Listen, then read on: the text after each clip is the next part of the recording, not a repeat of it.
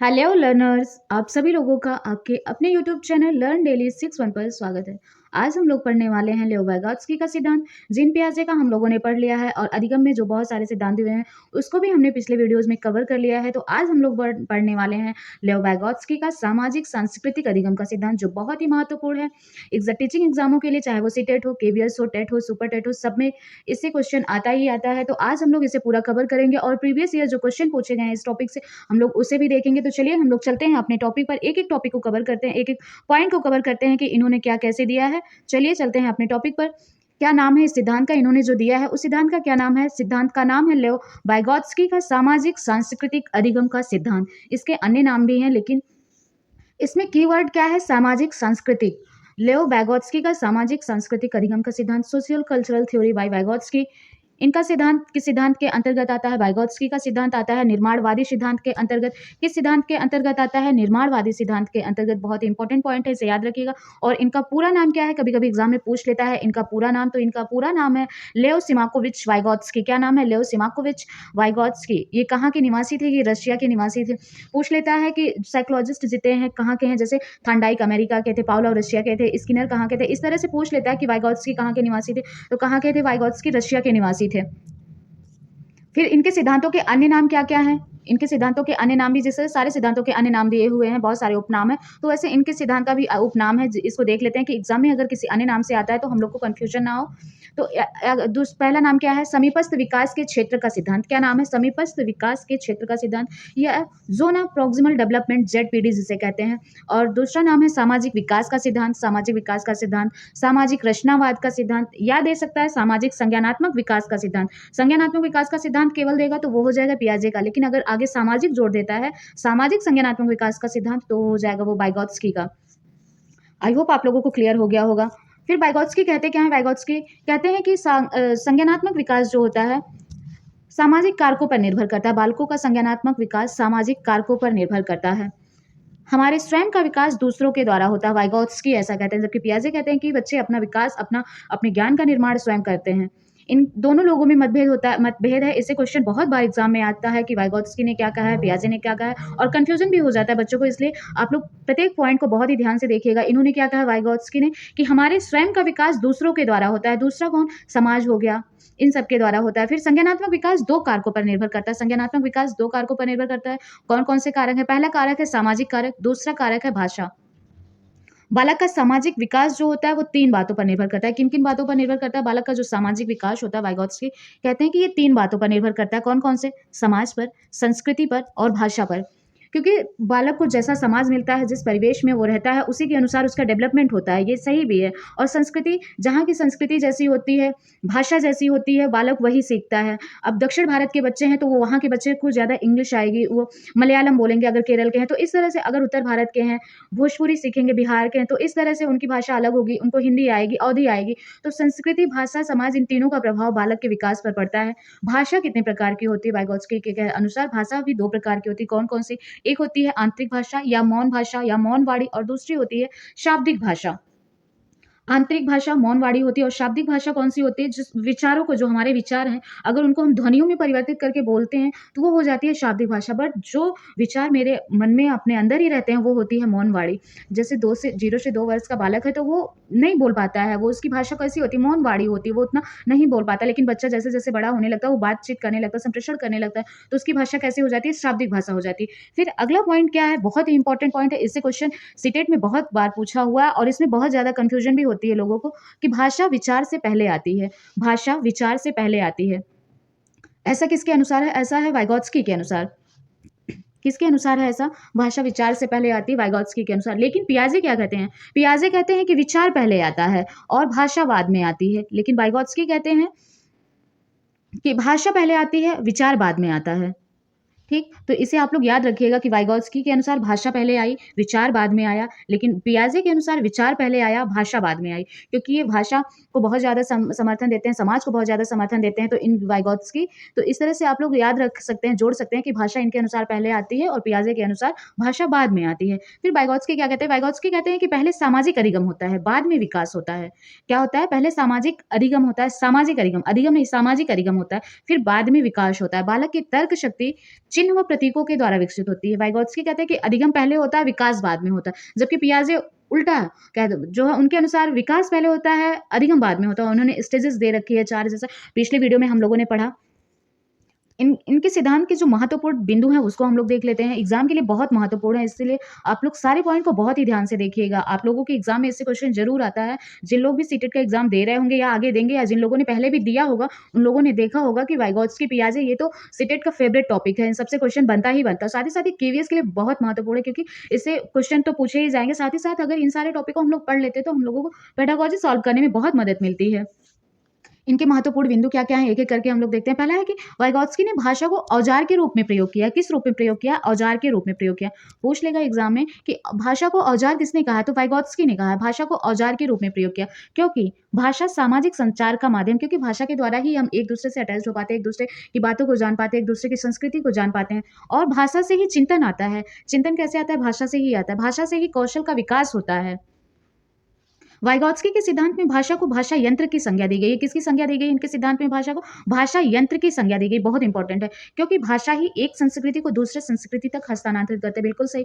जैसे देख लीजिए कि अगर कोई पंजाब का है या कोई दक्षिण भारत का है, तो वो जो है 2 राज्यों के अलग-अलग लोग एक दूसरे से मिलते हैं, तो वो एक दूसरे की संस्कृति से किस तरह से परिचित होंगे? भाषा के माध्यम से ही ना, भाषा बातचीत करके ही ना वो एक दूसरे की संस्कृति को, एक दूसरे के कल्चर को समझ पाएँगे। तो भाषा का बहुत ही महत्वपूर्ण रोल होता है। इसीलिए भाषा को वाइगोत्स्की ने भाषा यंत्र की संज्ञा दी है, क्योंकि संस्कृति का हस्तांतरण कैसे होता है? एक संस्कृति का दूसरे संस्कृति तक हस्तांतरण भाषा के द्वारा ही होता है। इस सिद्धांत के अनुसार बालक अपनी वास्तविक विकास के स्तर से अलग संभाव्य विकास के स्तर पर ले जाने की कोशिश करता है। वास्तविक विकास का स्तर मतलब जितना हम खुद से कर सकते हैं, और उससे संभाव्य विकास का स्तर मतलब संभाव्य जितना पॉसिबिलिटी है, जिस स्तर तक हम लोग जा सकते हैं वहां तक ले जाने की कोशिश करते हैं। फिर वाइगोत्स्की के सिद्धांत में निम्नलिखित 3 स्तर आते हैं। कितने स्तर आते हैं? 3 स्तर आते हैं। कौन कौन से? पहला है वास्तविक विकास का स्तर। वास्तविक विकास का स्तर क्या होता है? वास्तविक विकास का स्तर होता है कि जो हम बिना किसी की मदद से कर सकते हैं, स्वयं कर सकते हैं, जिसमें हमें किसी की हेल्प नहीं चाहिए होती है। बहुत सारे क्वेश्चन होते हैं, बहुत सारे प्रॉब्लम होते हैं जो हम खुद ही सॉल्व कर लेते हैं, हमें उसमें किसी की मदद नहीं चाहिए होती। व्हाट आई कैन डू, जो हम स्वयं से कर सकते हैं बिना किसी की हेल्प से। बहुत सारे प्रॉब्लम होते हैं, बहुत सारे क्वेश्चंस होते हैं जो हम खुद से सॉल्व कर लेते हैं, बट बहुत सारे ऐसे क्वेश्चन होते हैं जिनमें हमें किसी की मदद चाहिए होती है, किसी का निर्देशन चाहिए होता है। तो वास्तविक विकास का स्तर क्या होता है? जो हम बिना किसी की मदद से स्वयं कर सकते हैं। ठीक है। फिर निकटतम विकास का स्तर क्या होता है? निकटतम विकास का स्तर होता है जो हम किसी की मदद से कर सकते हैं। क्या होता है? जो हम किसी की मदद से कर सकते हैं, उसे निकटतम विकास का स्तर या जेडपीडी कहते हैं। What I can do with help, ठीक, जो किसी की मदद से हो, उसे ही समीपस्थ विकास का क्षेत्र कहते हैं। जैसे कि कोई क्वेश्चन आप सॉल्व कर रहे हैं, आपको आधा क्वेश्चन आ रहा है, उसके बाद का क्वेश्चन आपको नहीं समझ आ रहा है कि कैसे लगेगा, तो वहाँ कोई आकर के आपको बता देता है कि ये क्वेश्चन इस तरह से लगेगा, और आप उसको सॉल्व कर लेते हैं, तो वो हो गया निकटतम विकास का स्तर। निकटतम विकास का स्तर मतलब आपका स्तर वहां तक था जाने का, तो आप जा पाए, आपकी मानसिक क्षमता थी वहां तक जाने की। वास्तविक विकास का स्तर क्या होता है? जहां तक हमारी क्षमता होती है स्वयं से सॉल्व करने की, वो वास्तविक हो गया। निकटतम क्या हो गया? जहां हम किसी की मदद से पहुंचे, वो निकटतम विकास का स्तर होता है।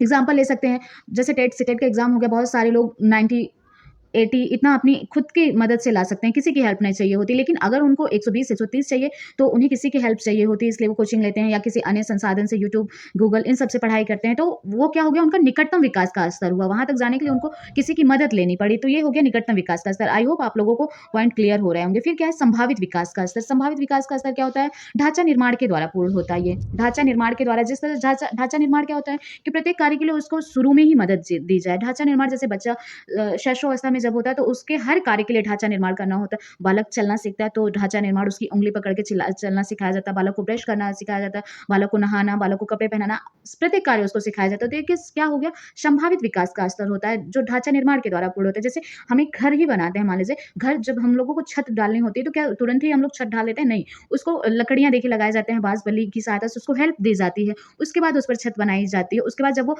छत तैयार हो जाती है, तो हम उसे निकाल लेते हैं। तो इस तरह से होता है ढांचा निर्माण, एक बेस देना होता है।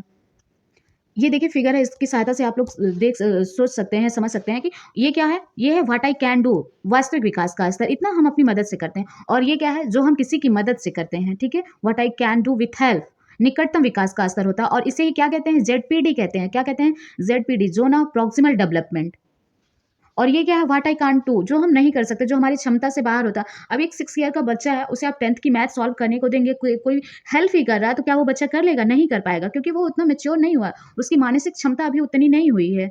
लेकिन अगर 6 का ही क्वेश्चन है जो उसे ईज़ी क्वेश्चन है, जो वो खुद से आ रहा है, वो सॉल्व कर ले रहा है, वो वास्तविक विकास का स्तर हो गया, जो उसे किसी की हेल्प या टीचर की हेल्प या भाई-बहन बड़े भाई-बहन की हेल्प लेनी पड़ रही है, उसकी सहायता से वो सॉल्व कर रहा है, तो वो हो गया उसका जेडपीडी। लेकिन जब वो सॉल्व ही नहीं कर पा रहा है, 10th का क्वेश्चन आप उसे दे देंगे तो क्या सॉल्व कर पाएगा? तो वो व्हाट आई कांट डू, क्योंकि उसकी मानसिक क्षमता उतनी नहीं है, वो उसे नहीं सॉल्व कर पाएगा। तो जेडपीडी क्या होता है? जो हम किसी की हेल्प से, और हेल्प कब दी जाती है? बीच में, जब हम समस्या को समाधान नहीं कर पाते तब हमें हेल्प मिलती है, तो वो होता है जेडपीडी। वाइगॉत्स्की के सिद्धांत में महत्वपूर्ण शब्द जो हैं उसे हम लोग देख लेते हैं, इससे क्वेश्चन बनते हैं। जैसे पियाजे के सिद्धांत में भी बहुत सारे महत्वपूर्ण शब्द थे, स्कीमा, स्कीम्स, अनुकूलन, समायोजन, समावेजन, वस्तु, अस्थायी, तो इस तरह से वाइगॉत्स्की के सिद्धांत में भी है, जिससे क्वेश्चन पूछे जाते हैं। तो इसको देख लेते हैं एक-एक करके। पहला क्या है? एमकेओ, मोर नॉलेजेबल अदर, ज़्यादा ज्ञानी दूसरा। ये क्या होता है? इससे क्या समझेंगे हम लोग? इससे ये समझ सकते हैं कि बच्चा जो है स्टार्टिंग में कैसे सीखता है। स्टार्टिंग में क्या, कि कोई भी हो, वो किससे सीखेगा? जो उससे ज़्यादा नॉलेजेबल होगा, उसी से तो हम लोग सीखते हैं, या बच्चा हो या बड़े ही हो जाने के बाद जो हमसे ज़्यादा ज्ञानी होगा, हम उसी से तो क्वेश्चन पूछेंगे। हमें कुछ नहीं आ रहा है समझ, तो हम उसी से तो पूछेंगे। अब बच्चों के लिए कौन होता है मोर नॉलेजेबल अदर? क्योंकि वो उस समय अपने परिवार में ही रहते हैं, पर समाज में नहीं जाते, स्कूल नहीं जा रहे होते हैं, तो उस समय कौन होता है? माता-पिता, बड़े भाई-बहन। और ऐसा नहीं कि बड़े भाई-बहन या माता-पिता ही, वो जब स्कूल जाने लगते हैं तो उनकी क्लास के जो सहपाठी होते हैं वो भी उन मान लीजिए किसी बच्चे की इंग्लिश अच्छी होती है, किसी की मैथ अच्छी होती है, तो इंग्लिश अगर उसको मैथ नहीं आ रही तो वो उससे पूछ लेगा, तो वो भी उसके लिए ज़्यादा ज्ञानी दूसरा ही एमकेओ ही होगा। ऐसा नहीं कि केवल जो बड़े हमसे एज में बड़े हैं वही होते हैं ज़्यादा ज्ञानी, नहीं ऐसा नहीं है। हमारे सहपाठी भी हो सकते हैं जो हमसे ज़्यादा जान रहे हैं, या उन्हें वो क्वेश्चन आ रहा है, तो वो भी हमारे लिए एमकेओ ही है। ठीक? इस फिगर में आप लोग देख सकते हैं कि जैसे ये बच्चा है, उसको उसकी माँ सिखा रही है, जो है कंप्यूटर पे, जो है कुछ भी सिखा सकते हैं आप बच्चों को, कलर करना, अल्फ़ाबेट किस तरह से लिखते हैं, ये सारी चीज़ें हैं। तो एमकेओ कौन? ज़्यादा ज्ञानी दूसरा। बच्चे अपने से ज़्यादा एक्सपीरियंस लोगों से, उनसे ज़्यादा नॉलेजेबल होते हैं, उनसे सीखता है, उसे ही कहते हैं एमकेओ, ज़्यादा ज्ञानी दूसरा। More knowledgeable other. I hope आप लोगों को समझ आ रहा होगा। फिर अगला पॉइंट क्या है? अगला है कि संभावित नज़दीकी विकास का क्षेत्र, जेडपीडी। इसको हमने आप लोगों को ऊपर भी बताया कि ये क्या होता है। इसमें क्या होता है? समस्या समाधान के बीच में दी गई सहायता। समस्या समाधान के बीच में, ये याद रखिएगा कि बीच में इसमें सहायता दी जाती है, स्टार्टिंग में नहीं। बीच में दी गई सहायता संभावित विकास का क्षेत्र कहलाती है। और ये सहायता कैसी होती है? वेरी इंपॉर्टेंट है कि यह सहायता अस्थायी होती है, अस्थायी, अस्थायी नहीं, अस्थायी होती है। इस टॉपिक को बहुत ही ध्यान से आप लोग देखिएगा, यह अस्थायी होती है और यह बीच में दी जाती है जेडपीडी के अंतर्गत। ठीक? जैसे ये बच्चा है, ये ब्लॉग बना रहा है, ठीक है? ये ब्लॉग बना रहा है, इसने 3 ब्लॉक को ऐड किया, अब उसे समझ नहीं आ रहा है कि वो किस तरह से ऐड करे या नहीं जोड़ा है, तो ये मान लीजिए उसके पापा आकर के उसको हेल्प कर देते हैं, तो वो ब्लॉक को जोड़ लेता है, तो ये हो गया जेडपीडी, क्योंकि 3 ब्लॉक तो उसने खुद से स्टार्ट किए, इतना उसने खुद से ही जोड़ा, लेकिन आगे का उसे नहीं समझ आ रहा था, तो दूसरे ने या उसके पापा ने, किसी ने भी मदद करी, तो वो आगे का भी जो है ब्लॉक पूरा जोड़ लिया, तो यही हो गया जेडपीडी। ठीक? जहाँ तक हम स्वयं कर लेते हैं, उसके बाद से हमें जहाँ नहीं समझ आता, उसकी मदद, किसी बड़े की मदद से या किसी नॉलेजेबल की मदद से हम उसे पूरा कर लेते हैं, तो वही होता है जेडपीडी, संभावित विकास का क्षेत्र। क्योंकि वहाँ तक हमारी संभावना थी पहुँचने की, जहाँ तक हम रुक गए थे बीच में ही, पूरा कार्य करने की हमारी क्षमता थी, लेकिन हमें बीच में थोड़ी-सी हेल्प की वजह से हम रुक गए थे। जहाँ पर रुक गए थे वो क्या था? हमारा वास्तविक विकास का स्तर था, लेकिन किसी की हेल्प से हम उस कार्य को पूरा कर लिए, तो वो क्या हो गया? निकटतम विकास का स्तर, जेडपीडी हो गया। अगला क्या है? ढांचा निर्माण। इसके अन्य नाम भी हैं, सारे नाम को आप लोग ध्यान से देखिएगा इसके। कभी-कभी ढांचा निर्माण, इसके फोल्डिंग पूछ लेता है, पाड़, मचान, इस तरह से पूछ लेता है। या इसमें क्या होता है? इसमें जो है मदद शुरुआत में दी जाती है, ठीक? इसे बहुत ही ध्यान से देखिएगा। जेडपीडी में क्या होता है? जेडपीडी में मदद जो दी जाती है बच्चों को, वो बीच में दी जाती है, लेकिन ढांचा निर्माण, पाड़, मचान, इसके फोल्डिंग, इन सब में मदद शुरुआत में ही दी जाती है। और यह मदद कैसी होती है? यह मदद होती है अस्थायी। कैसी मदद होती है? यह अस्थायी होती है। बहुत इंपॉर्टेंट है, इसे ज़रूर याद रखिएगा आप लोग। एग्ज़ाम्पल ले सकते हैं हम लोग कि जैसे देख लीजिए, ये बच्ची साइकिल चलाना सीख रही है, तो क्या स्टार्टिंग में ये स्वयं से ही साइकिल चलाना सीख जाएगी? नहीं। इसके मम्मी-पापा इसकी हेल्प करेंगे, इसके बड़े भाई-बहन इसकी हेल्प करेंगे, साइकिल को पीछे से पकड़ेंगे, इसको बैठना सिखाएँगे, हैंडल सँभालना सिखाएँगे, इस तरह से सिखाएँगे। लेकिन फिर बच्चा जैसे-जैसे सीखता जाएगा, उसको जो है खुद से चलाने के लिए उसको छोड़ देंगे। तो ये हो गया क्योंकि इसकी मदद देखिए शुरुआत में ही की जा रही है, बच्चे की मदद शुरुआत में ही जब की जाएगी, तो वो क्या हो जाएगा? इसके फोल्डिंग हो जाएगा, ढांचा निर्माण हो जाएगा। स्टार्टिंग में बच्चे को उँगली पकड़ के चलना सिखाते हैं, तो वो क्या हो गया? उसकी मदद स्टार्टिंग में ही की जा रही है, तो वो हो गया इसके फोल्डिंग हो गया। लेकिन अगर बच्चा जो है बीच में हम उसकी हेल्प करते हैं, तो क्या हो जाएगा? वो हो जाएगा जेडपीडी। जब मदद शुरुआत में की जाए, तो वो हो जाता है जो है इसके फोल्डिंग हो जाता है, और जब मदद बीच में की जाए, तो वो जेडपीडी होता है। बच्चे कैसे सीखते हैं? बच्चे अपने समवयस्कों के साथ अंतरक्रिया करके सीखते हैं। किससे सीखते हैं? अंतरक्रिया करके। जैसे ये बच्ची है देखिए, अगर आप लोग छोटे बच्चे आप लोग के घर में होंगे, आप लोग टूथपेस्ट करते हैं, जो है ब्रश करते हैं सॉरी, जब आप लोग ब्रश कर रहे होते हैं तो वो भी ब्रश लेकर के करने लगेंगे ब्रश। कभी-कभी देखिए बच्चे अपने पापा को सेव करते हुए देखते हैं तो बच्चे जो है कभी-कभी अकेले में जाकर के वो भी सेव करने लगेंगे। भले से उनके जो है दाढ़ी आए रहे ना, वो भी सेव करने लगते हैं। तो ये सब हो जाता है, बच्चे देख करके अपने समवयस्कों के साथ अंतरक्रिया करके उनका देख-देख करके सीखते हैं। छोटी बच्चियाँ जो होती है, लड़कियाँ होती है, वो देखिए अपना किचन सेट लेकर के जो है खाना बनाना, जैसे मम्मी उनके साथ कहती हैं खा लो, गुड़ियों को खिलाना, अपने डॉल्स को खिलाएँगे, खिलौनों को खिलाएँगे, तो ये हो जाता है। कैसे सीखते हैं? अंतःक्रिया करके सीखते हैं, देख करके सीखते हैं बच्चे। फिर आगे क्या है? निजी वार्ता क्या है? ये बहुत इंपॉर्टेंट है। पियाजे ने इसको क्या कहा हुआ है? पियाजे ने इसे अहम केंद्रित कहा है, लेकिन वाइगोत्स्की ने इसे निजी वार्ता या व्यक्तिगत बात या प्राइवेट या इनर स्पीच कह सकते हैं। निजी वार्ता वाइगोत्स्की ने कहा है, लेकिन पियाजे ने क्या कहा है? इसे अहम केंद्रित कहा है। ये क्या होता है? स्वयं के कार्य को दिशा निर्देशन देना ही व्यक्तिगत वाक होता है। मतलब स्वयं से ही बातें करना। ये ऐसा नहीं कि केवल छोटे बच्चे ही करते हैं, ये बड़े बच्चे भी कर बड़े लोग भी करते हैं, जिसे चिंतन कह सकते हैं, लेकिन वो बोल-बोल करके बच्चों की तरह बोल-बोल करके नहीं करते, वो अपने मन में ही करते रहते हैं। जैसे मान लीजिए आप ही लोगों को एग्ज़ाम देने जाना है, सीटेट का एग्ज़ाम देने जाना है, तो आप लोग जाने से पहले चिंतन करते हैं ना कि हमने क्या-क्या रख लिया, एडमिट कार्ड रख लिया, आईडी कार्ड रख लिया, पेन रख लिया, ये जो है पानी की बॉटल रख ली, सैनिटाइज़र रख लिया, मास्क रख लिया, इस तरह से आप लोग दिमाग में सोचते हैं ना। अब ऐसा तो नहीं कि आप लोग बोल-बोल करके बोलते हैं कि मैंने ये रख लिया, नहीं रखा, ऐसा नहीं है ना। तो वही होता है निजी वार्ता। लेकिन बच्चे जो होते हैं, बच्चे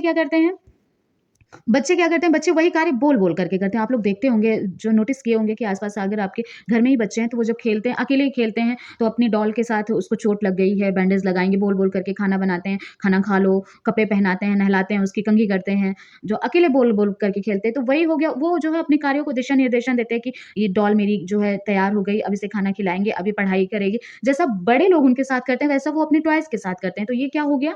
यही होता है कि जो है निजी वार्ता या निजी वाक या व्यक्तिगत वाक होती है। वो अपने कार्यों को दिशा-निर्देशन दे रहे होते हैं बोल-बोल करके, अकेले बोल-बोल करके। तो इसे क्या कहते हैं? निजी वार्ता या व्यक्तिगत वाक कहते हैं। लेकिन इसी को पियाजे ने अहम केंद्रित बोला हुआ है। तो इसे याद रखिएगा कि पियाजे ने इसे अहम केंद्रित बोला है और वाइगोत्स्की ने इसे निजी वाक या व्यक्तिगत वाक बोला है, इनर स्पीच। इनकी बुक कौन-सी थी? इनकी बुक थी लैंग्वेज एंड थॉट। बहुत इंपॉर्टेंट बुक है, इसे पूछ लेता है। इसी से इनके सिद्धांत को लिया गया। कौन-सी बुक थी? Language and thought. तो ये हो गया वाइगोत्स्की का सिद्धांत पूरा। एक-एक पॉइंट को हमने कवर किया। एग्ज़ाम में अगर क्वेश्चन आता है तो इससे बाहर आई होप नहीं आएगा और इससे क्वेश्चन ज़रूर पूछा जाएगा। जिन लोग एग्ज़ाम दे रहे होंगे उन लोगों ने देखा भी होगा। आप लोग भी एग्ज़ाम पहले दिए होंगे तो देखे होंगे कि इससे क्वेश्चन पूछा जाता है। चाहे टेट हो गया, सीटेट हो गया, केवीएस हो गया, किसी भी टीचिंग एग्ज़ाम में क्वेश्चन आता ही आता है। तो ये हो गए सिद्धांत। अब हम लोग जो प्रीवियस ईयर आए हुए क्वेश्चन है और कुछ इंपॉर्टेंट क्वेश्चन हमने लिया है, तो अब हम लोग क्वेश्चन को सॉल्व करते हैं। सबसे पहला क्वेश्चन कौन-सा है? पहला क्वेश्चन है कि निम्नलिखित में से किसने जोर दिया है कि व्यक्तिगत विकास को सामाजिक और सांस्कृतिक संदर्भ के बिना नहीं समझा जा सकता है? किसने बोला है नहीं समझा जा सकता है? पहला ऑप्शन है लेओ वाइगोत्स्की, जीन पियाजे, वीएफ स्किनर, लॉरेंस। किसने बोला है? जहाँ भी सांस्कृतिक और सामाजिक आ जाए वहाँ पर वाइगोत्स्की ही होंगे। तो कौन बोला है? वाइगोत्स्की ने बोला हुआ है। अगला क्वेश्चन क्या है? विद्यार्थियों को एक समस्या का हल खोजने में विद्यार्थियों को एक समस्या का हल खोजने में संघर्ष करते देखकर उनकी सहायता के लिए अध्यापिका उन्हें संकेत और आधे सुलझे उदाहरण देती है। तो लेव वाइगोत्स्की के अनुसार यह क्या कहलाएगा? यह किसका उदाहरण है? पहले बच्चे स्वयं से सहायता कर रहे होते हैं अपनी, लेकिन अपना कार्य कर रहे होते हैं। टीचर क्या देखती है कि वो नहीं सॉल्व कर रहे हैं, तो बाद में आकर के उनको जो है हिंट देती है या फिर उनको उदाहरण देती है। तो ये क्या हो जाएगा? ये हो जाएगा पाड़। इसको क्या बोलेंगे? पाड़ बोलेंगे। ठीक, इसको बोलेंगे जेडपीडी। छात्रों के बीच संवाद को प्रोत्साहित करना और पाठ प्रदान करना किसका उदाहरण है?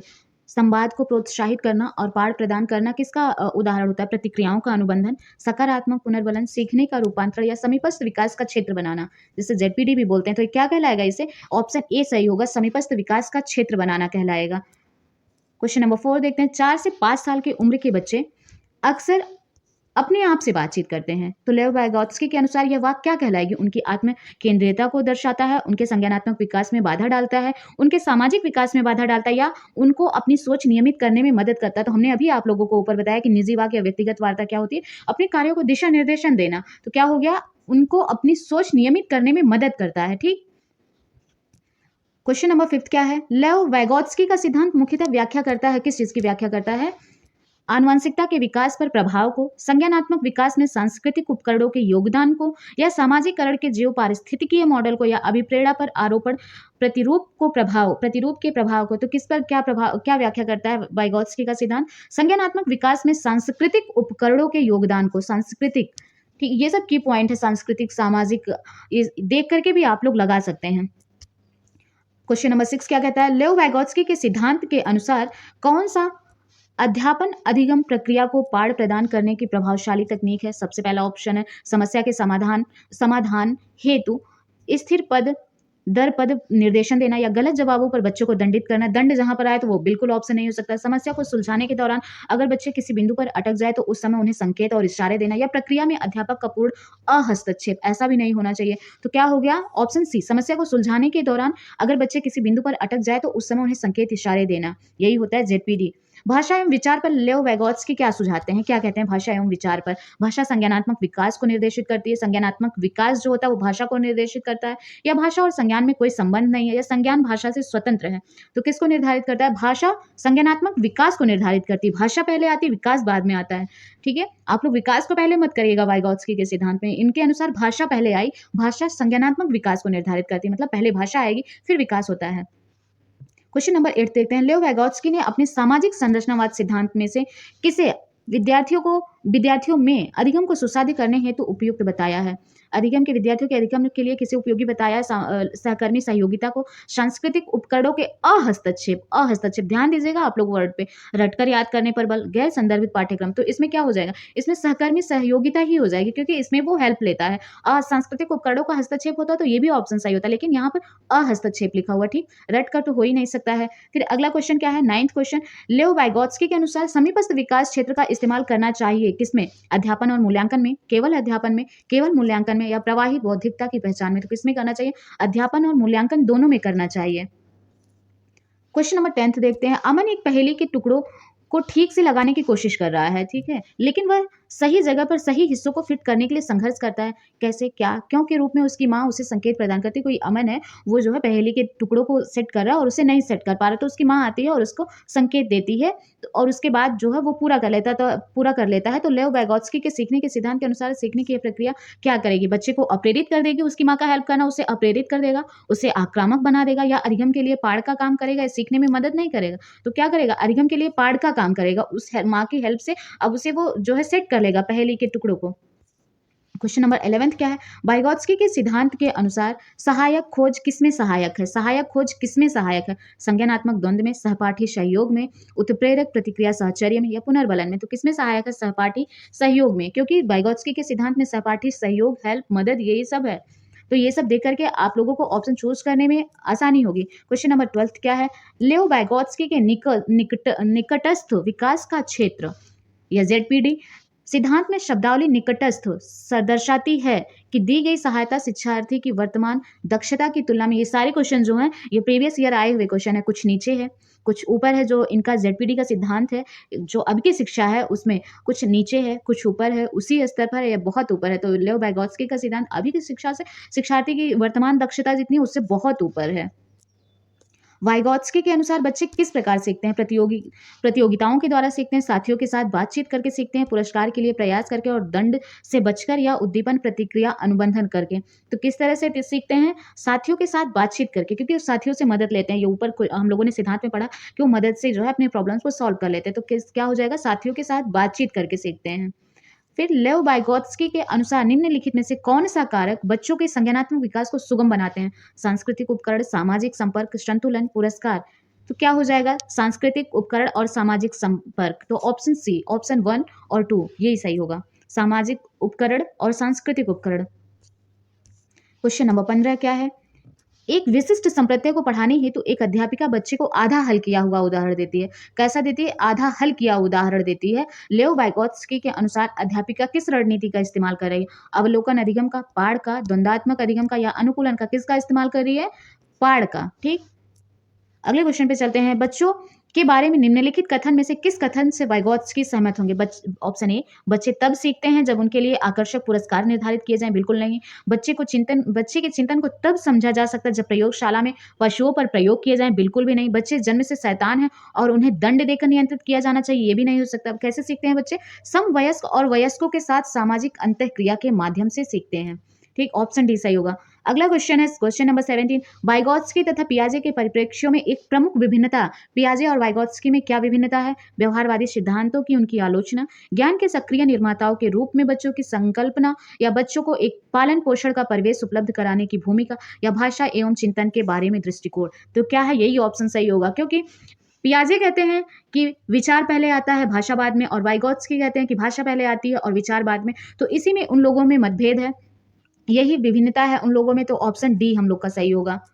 क्वेश्चन नंबर 18 क्या है? वाइगॉत्स्की के समाज संरचना सिद्धांत में दृढ़ विश्वास रखने वाले शिक्षक के नाते आप अपने बच्चों का आकलन करने के लिए निम्नलिखित में से किस विधि को वरीयता देंगे? अगर आप वाइगॉत्स्की के सिद्धांत के अनुसार चलते हैं तो सहयोगी प्रोजेक्ट, मानकीकृत परीक्षण, तथ्यों पर आधारित प्रत्यास्मरण के प्रश्न, या वस्तुपरक बहुविकल्पीय प्रकार के प्रश्न। तो किस पर? सहयोगी प्रोजेक्ट के द्वारा। ठीक, सहयोगी प्रोजेक्ट के द्वारा, क्योंकि इनके सिद्धांत में हेल्प की बात हुई है। फिर वाइगॉत्स्की के अनुसार समीपस्थ विकास का क्षेत्र है, क्या है समीपस्थ विकास का क्षेत्र? अध्यापिका के द्वारा दिए गए सहयोग की सीमा निर्धारित करना, बच्चे अपने आप क्या कर सकती है जिसका आकलन नहीं किया जा सकता, बच्चे के द्वारा स्वतंत्र रूप से किए जा सकने वाले तथा सहायता के साथ कार्य करने वाले के बीच का अंतर, और बच्चों को अपनी सामर्थ्यता प्राप्त करने के लिए उपलब्ध कराए गए सहयोग की मात्रा एवं प्रकृति। तो क्या है समीपस्थ विकास का क्षेत्र?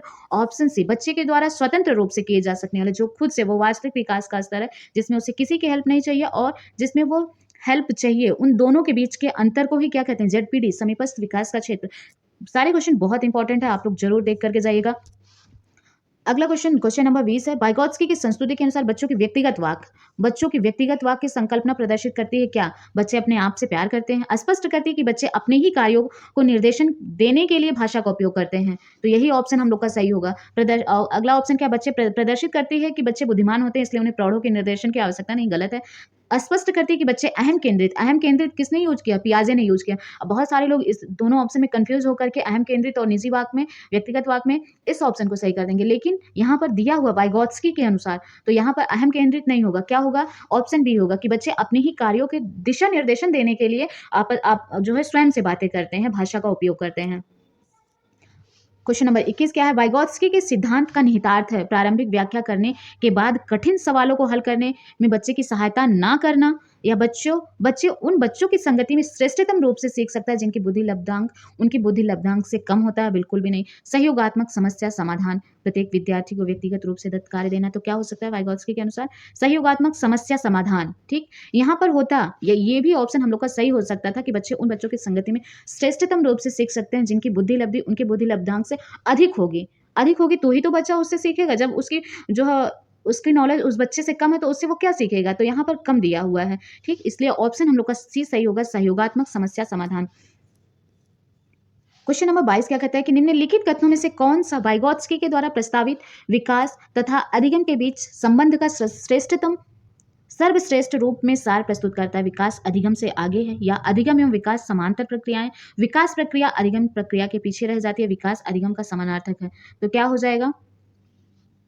इसमें होगा विकास प्रक्रिया अधिगम प्रक्रिया से पीछे रह जाती है, यही सही है हम लोगों का। क्या है? विकास प्रक्रिया अधिगम प्रक्रिया से पीछे रह जाती। मतलब क्या है इसका? कि अधिगम पहले होता है, विकास बाद में होता है। विकास प्रक्रिया पीछे रहती है किससे? अधिगम प्रक्रिया से। वाइगॉत्स्की के अनुसार अधिगम पहले होता है, विकास बाद में होता है, इसे आप लोग याद रखिएगा। वाइगॉत्स्की के अनुसार बच्चे स्वयं से क्यों बोलते हैं? क्योंकि बच्चे अपने प्रतिवयस्कों का ध्यान आकर्षित करने के लिए बोलते हैं, क्या ये सही होगा? या बच्चे स्वभाव से बहुत बातूनी होते हैं इसलिए बोलते हैं, या बच्चे अहम केंद्रित होते हैं इसलिए बोलते हैं, बच्चे अपने कार्यों को दिशा देने के लिए बोलते हैं। क्यों बोलते हैं? बच्चे अपने कार्यों को दिशा देने के लिए बोलते हैं। बच्चे अहम केंद्रित होते हैं, ये भी सही होता, लेकिन अगर यहाँ पर पियाजे होता तो, चूंकि यहाँ पर वाइगॉत्स्की दिया हुआ है, याद रखिएगा आप लोग क्वेश्चन में कि किसके अनुसार पूछ रहा है, पियाजे के अनुसार या वाइगॉत्स्की के अनुसार। तो यहाँ पर किसके अनुसार पूछा? वाइगॉत्स्की के अनुसार। तो कौन सा ऑप्शन सही होगा? ऑप्शन डी, कि क्या होता है बच्चे स्वयं से क्यों बोलते हैं? अपने कार्यों को दिशा निर्देशन देने के लिए बोलते हैं। तो ये हो गया हम लोग का वाइगॉत्स्की का सिद्धांत, पूरा पढ़ लिया हम लोगों ने। और प्रीवियस ईयर आए हुए क्वेश्चन और महत्वपूर्ण क्वेश्चन भी हमने कर लिया है। इसके बाहर एक भी क्वेश्चन आप लोगों का अगर वाइगॉत्स्की से पूछा जाएगा तो बिल्कुल नहीं जाएगा, और क्वेश्चन इससे पूछा ही जाता है, ये बहुत इंपॉर्टेंट है। आई होप आप लोगों को समझ आया होगा, और अगर आप लोगों को समझ आया होगा तो आप लोग लाइक, शेयर, सब्सक्राइब ज़रूर करिएगा। और कौन सा टॉपिक आप लोग पढ़ना चाहते हैं तो आप लोग कमेंट बॉक्स में कमेंट करके बता सकते हैं। आज के लिए बस इतना ही, फिर अगले वीडियो में हम लोग कोई सिद्धांत पढ़ेंगे। Thank you so much.